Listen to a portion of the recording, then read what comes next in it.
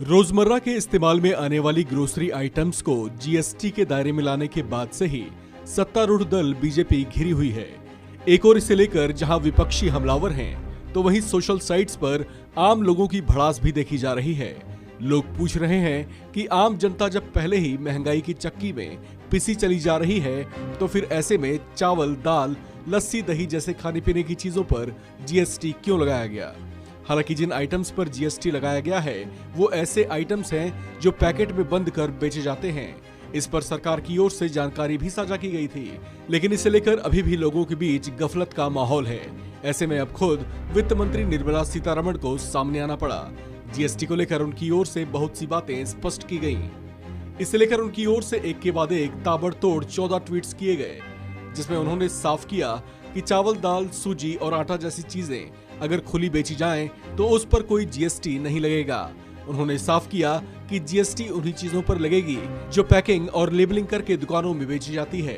ऐसे पैकेटबंद सामान पर 5% की दर से जीएसटी लगाया जाएगा। वित्त मंत्री ने साथ ही कुछ चीजों पर से जीएसटी हटाने की भी जानकारी दी। जिन चीजों पर से जीएसटी हटाई गई है उनकी एक सूची वित्त मंत्री ने ट्वीट की है। वित्त मंत्री ने लिस्ट को ट्वीट करते हुए लिखा है कि इन खाद्य पदार्थों को खुले में बेचने पर उस पर किसी तरह का कोई जीएसटी नहीं लगेगा। उनमें दाल, गेहूं, राई, ओट्स, मकई, चावल, आटा, सूजी, बेसन, मूढ़ी और लस्सी जैसी चीजें शामिल हैं। वित्त मंत्री सीतारमण ने बताया कि ये फैसला लेने वाले ग्रुप ऑफ मिनिस्टर्स में राजस्थान, केरल, गोवा, बिहार, केरल और पश्चिम बंगाल के सदस्य शामिल थे। इसकी अध्यक्षता कर्नाटक के मुख्यमंत्री ने की।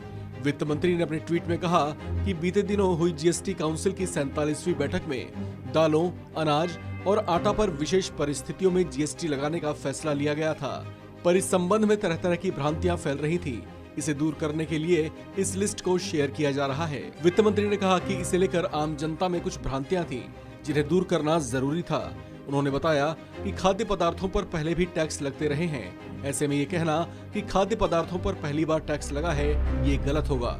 उन्होंने कहा कि राज्य जीएसटी कानून लागू होने से पहले से ही खाद्य पदार्थों पर टैक्स लगाकर आमदनी कर रहे थे।